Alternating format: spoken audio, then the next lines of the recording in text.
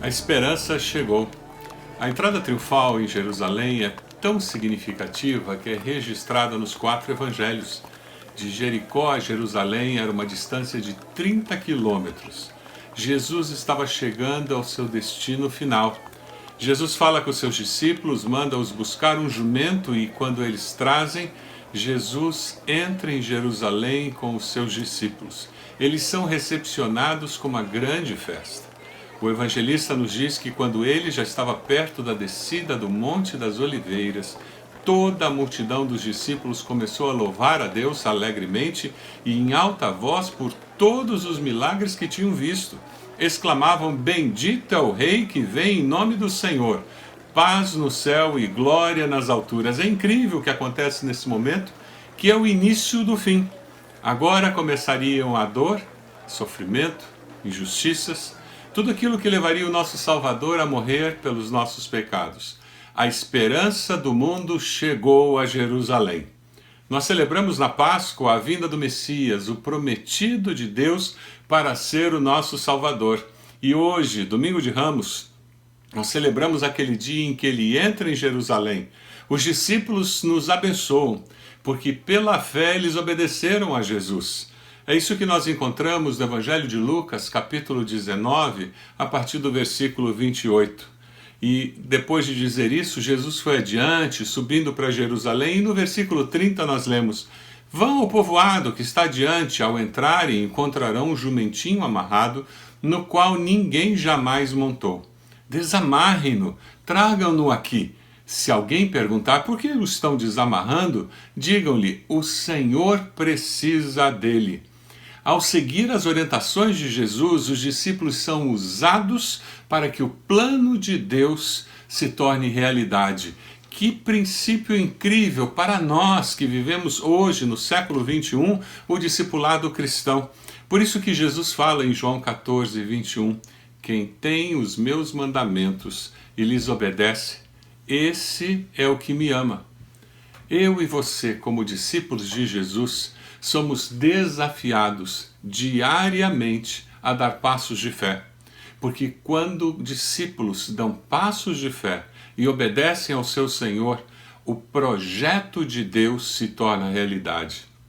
Nesses dias que nós estamos vivendo, você está sendo desafiado a dar passos de fé, a tomar decisões como nunca teve que tomar, a falar com pessoas como nunca falou, a planejar como nunca planejou. Nós estamos vivendo um tempo atípico. Mais do que nunca, eu e você estamos sendo desafiados a dar passos de fé. Não faça o que você está fazendo aleatoriamente, impulsivamente. Não, esta é a oportunidade para termos uma experiência com Deus renovada. Uma experiência incrível, surpreendente. Peça a direção de Deus. O homem pode fazer planos, mas a resposta certa vem do Senhor. Você está disposto a ser dirigido por Deus neste tempo que você está vivendo? Você está disposto a obedecer à direção de Deus e fazer parte de um projeto maior de Deus para a humanidade, para a sua família, para concretizar o projeto de Deus? Aquilo que aconteceu com Jesus ao entrar em Jerusalém foi planejado cuidadosamente por Deus na eternidade. Jesus já tinha ido a Jerusalém várias vezes, mas agora, nesta oportunidade, ele pediu que trouxesse um jumentinho. Jesus estaria fazendo um ato profético. A sua entrada num jumento era uma maneira dele dizer: eu venho como príncipe da paz. Deus não é surpreendido pela história. Nós somos. Eu e você fomos surpreendidos pela pandemia, mas Deus não é surpreendido pelo que acontece na história. Eu queria que você confiasse no Senhor e você crescesse durante esse tempo que nós estamos vivendo, porque você aprendeu a obedecer ao Senhor. O versículo 34 diz que o Senhor precisa dele. Aqueles discípulos foram, procuraram o jumento, encontraram como Jesus havia dito, e eles encontraram outros discípulos que, ao ouvir a frase "o Senhor precisa dele", estavam dispostos a o servir com o que eles tinham. E eles permitiram que o jumentinho fosse levado, e porque eles permitiram que o jumento fosse levado, Jesus entrou em Jerusalém e pôde fazer aquele ato profético de entrar na cidade. Você deseja que a sua vida, as suas decisões nesses dias cumpram o propósito de Deus para a sua família, para a sua empresa, para a nossa cidade? Você está sendo desafiado a ficar em quarentena. Você quer que os seus atos cumpram o propósito de Deus para a sua família e para a sua cidade? Você está sendo desafiado a tomar decisões com relação ao seu negócio? Você quer que Deus dirija você para que você tome decisões que cumpram o propósito de Deus para a sua empresa, para os seus funcionários? Você quer que Deus cumpra o propósito de Deus para a sua família? Esse é o grande desafio desse momento, como discípulos, darmos passos de fé, porque quando nós fazemos isso, nós honramos ao Senhor. Porque eles obedeceram, porque eles encontraram o jumento, porque outros discípulos cederam o jumento, Jesus foi honrado entrando em Jerusalém. É isso que nós encontramos no versículo 35. Levaram Jesus, lançaram seus mantos sobre o jumentinho e fizeram que Jesus montasse nele. Enquanto ele prosseguia, o povo estendia seus mantos pelo caminho. Nesse momento em que Jesus é honrado, o profeta Zacarias se torna realidade. Aquela profecia feita há quase 500 anos atrás se torna uma realidade. Alegre-se muito, cidade de Sião, exulte, Jerusalém, eis que o seu rei vem, e você, justo e vitorioso, humilde e montado num jumento, um jumentinho, cria de jumento. Incrível, o povo celebra, o povo se alegra, porque agora o Messias está chegando. Eles celebravam colocando os mantos, balançando os ramos, era assim que eles faziam e gritavam aleluia, glórias a Deus. Nós celebramos balançando bandeirinhas quando alguém passa pela rua, celebrando numa parada. Nós celebramos atirando o chapéu para cima quando alguém se forma numa formatura. Não é assim que nós fazemos? Nós celebramos dando pulo e gritando na arquibancada quando o nosso time faz um gol. Eles celebravam aquele momento especial, balançando ramos, gritando glórias a Deus. Quando ele já estava perto da descida do Monte das Oliveiras, toda a multidão dos discípulos começou a louvar a Deus alegremente, em alta voz, por todos os milagres que tinham visto. Exclamavam: bendito é o Rei que vem em nome do Senhor, paz no céu e glória nas alturas. Foi uma proclamação real. O jumentinho na Palestina não era um animal humilde, era um animal nobre. Somente um rei podia montar o jumento e significava que aquele rei vinha em paz. Quando os reis vinham em paz, eles montavam um jumentinho. Por isso que no versículo 38 aparece: bendito é o rei que vem em nome do Senhor, paz no céu e glória nas alturas. Essa é uma citação do Salmo 118, 26, um salmo messiânico. Os 4 evangelhos fazem essa citação. Bendito é o Rei que vem em nome do Senhor.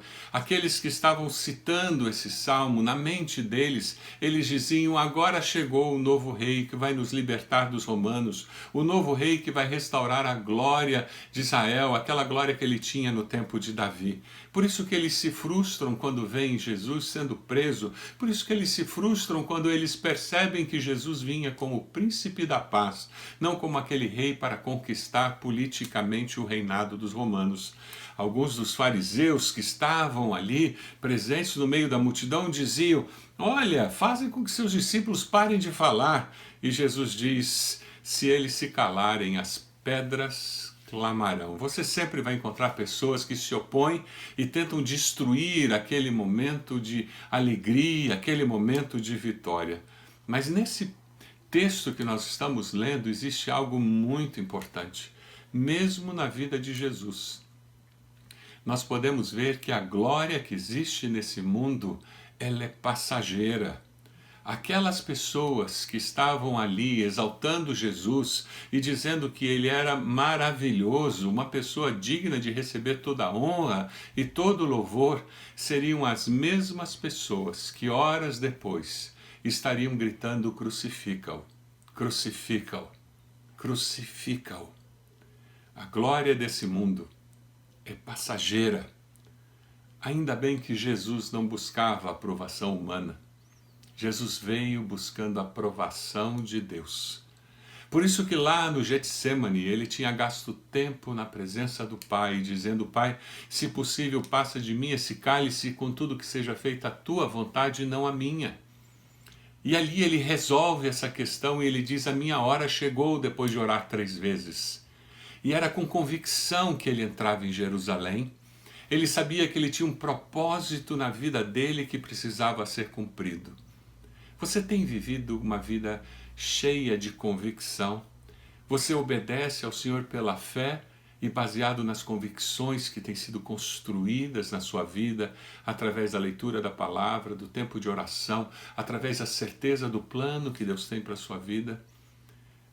Quando você vive dessa forma, as pessoas podem dar honra, louvor, você pode ascender aos lugares mais altos na sociedade humana e você não vai se iludir achando que é melhor do que alguém. E você pode ser perseguido, você pode ser ameaçado, caluniado e alcançar os lugares mais tristes da sociedade humana. E você não vai se sentir diminuído, porque você sabe em quem você tem crido. E você sabe que você é amado e você é precioso aos olhos do Pai. Feliz é aquele que é aplaudido por Deus e não apenas pelos homens. Como você vive os seus momentos de vitória? Você consagra a sua vitória para Deus? Como você vive seus momentos de derrota? Você busca a Deus e reconhece a necessidade da ajuda de Deus e do auxílio de Deus para perseverar? Eu decido viver buscando a aprovação de Deus e não das pessoas. Quem sabe deva ser essa a sua decisão nesse culto hoje.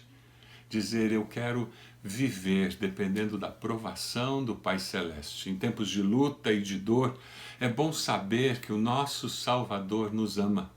Saber que Deus está conosco. A esperança que entrou ali em Jerusalém, Jesus que veio como a manifestação concreta do amor de Deus, ele veio cheio de compaixão. E assim que ele entra, ele vê aquela multidão transformando num ídolo, ele não se ilude, porque com o coração cheio de compaixão, ele olha para aquela multidão e diz: vocês não fazem ideia da capacidade de pecar que vocês têm. O texto bíblico no versículo 41 nos diz: quando se aproximou e viu a cidade, Jesus chorou sobre ela e disse: se você compreendesse nesse dia, sim, você também o que traz a paz, mas agora isso está oculto aos seus olhos. Quando Jesus se aproxima da cidade, quando Jesus olha para aquela cidade, cedo ou tarde, o ser humano com os deuses que ele fez tem de encontrar-se com o Deus que o fez. Cedo ou tarde, todos nós precisamos ter aquela experiência do filho pródigo, que se afasta do pai, que vive a vida do jeito que ele quer, com os valores que ele quer, tomando as decisões como ele acha que deve ser tomado e sofrendo as consequências das suas decisões, as consequências do pecado na sua vida. Mais cedo ou mais tarde, todos nós, cada um de nós, precisa ter aquele momento em que, caindo em si, nós dizemos: eu pequei contra Deus, pequei contra o meu Pai Celeste, eu preciso me arrepender dos meus pecados. É aí que nós percebemos que Deus é um Deus de amor e que nos acolhe, que demonstrou o seu amor para conosco em que Cristo morreu por nós, sendo nós ainda pecadores. É interessante porque Jesus vê a cidade cheia de festa, cheia de gente indo e vindo. Era tempo de Páscoa, a cidade estava festejando aquele feriado. Mas ele disse: eles não fazem ideia do quanto eles necessitam da minha presença, do perdão de Deus. Eles se iludem achando que eles são autossuficientes. Nesse tempo de pandemia, mais do que nunca nós estamos tendo consciência do quanto nós não controlamos as nossas vidas, do quanto nós não controlamos as nossas finanças, do quanto nós não controlamos as nossas nações, do quanto nós não controlamos as circunstâncias da vida. Deus tenha misericórdia de nós e nos cure da nossa autossuficiência. nos tornando pessoas humildes, que reconheçam: Deus, eu preciso do Senhor para viver. Essa é a mensagem que vem na sua direção. É por isso que Jesus chorou sobre a cidade. O versículo 41 diz: Jesus chorou sobre ela. A expressão do texto original, Eklausen, Jesus não somente verteu lágrimas, não. Ele foi tomado de um forte lamento. Tamanha era a dor da alma que ele sentia. É somente Lucas que menciona essas lágrimas de Jesus. Um comentarista faz uma afirmação que eu achei muito interessante e eu compartilho com você. Da alegria pela chegada, passamos à tristeza e ao choro, pois a cidade não compreendeu a última chance que lhe estava sendo dada. Eu vou repetir. Da alegria pela chegada, passamos à tristeza e ao choro, pois a cidade não compreendeu a última chance que lhe estava sendo dada. Com a entrada em Jerusalém naquele domingo, chegou o momento em que eles experimentariam o juízo de Deus. Eles veriam a necessidade de arrepender-se dos seus pecados. Eu li uma história de uma jovem voluntária que trabalhava num brechó de um hospital. E ela estava ali quando entrou uma senhora bastante obesa procurando roupa. E ao ver aquela senhora mexendo nos cabides, ela disse: ela não vai encontrar nenhuma peça. Nós não temos nenhuma peça que possa servir a essa senhora. Ela vai ficar frustrada, coitada. E aquela jovem, cheia de compaixão, ela começou a orar dizendo: Deus, o que eu posso fazer para ajudar essa senhora que vai ficar muito frustrada porque não vai encontrar nada para si. Até que depois de algum tempo mexendo em todas as prateleiras, em todos os cabides, ela virou para aquela jovem com uma cara meio abatida e disse: parece que não tem nada grande, não é mesmo? E aquela jovem abriu um sorriso e disse para aquela senhora: quem disse que não tem nada grande? E abrindo os braços disse: tem um abraço desse tamanho. E quando ela faz isso, abre os braços e diz: tem um abraço desse tamanho, aquela senhora vem e recebe aquele abraço e lágrimas começam a brotar dos olhos daquela senhora, aconchegada como que no abraço de uma mãe, e aquela senhora diz: eu não encontrei o que vim procurar, mas eu encontrei muito mais do que eu procurava, porque eu me senti aconchegada, acolhida e amada. Você conhece alguém que está angustiado, solitário nesse tempo de quarentena? O que tal você telefonar para essa pessoa, mandar uma mensagem? Quem sabe você pode passar e deixar um bolo na porta da casa dessa pessoa, fazer um pão em casa. Quem sabe você pode fazer um gesto e comprar um remédio para aquele idoso que está aflito, angustiado. Faça alguma coisa concreta para abençoar o coração de alguém. Você está chorando. Quem sabe é você que precisa receber esse abraço. Quem sabe em tempos de quarentena não podemos dar um abraço físico, mas podemos abraçar emocionalmente alguém. Você está sofrendo? Assim como Jesus chorou ao olhar Jerusalém, ele chora com você. E ele intercede por você. Romanos 8 nos diz que aquele que não poupou seu próprio filho, mas o entregou por todos nós, como não nos dará juntamente com ele e de graça todas as coisas? Foi Cristo Jesus que morreu, e mais que ressuscitou e está à direita de Deus, e também intercede por nós. Jesus intercede por você. Leve as suas ansiedades até a cruz e descubra o conforto do Senhor. Esse Jesus que chorou ali em Jerusalém foi o mesmo Jesus que chorou quando chegou no túmulo de Lázaro. Jesus tem um coração cheio de compaixão. Você tem um fardo no coração, venha a Cristo e Ele vai aliviar o seu fardo. Você precisa ajudar alguém a sentir-se abençoado, acolhido, faça isso nesse tempo. Jesus se compadece daquele que permanece na sua maldade e Ele se compadece do arrependido que ouve a sua voz e o segue.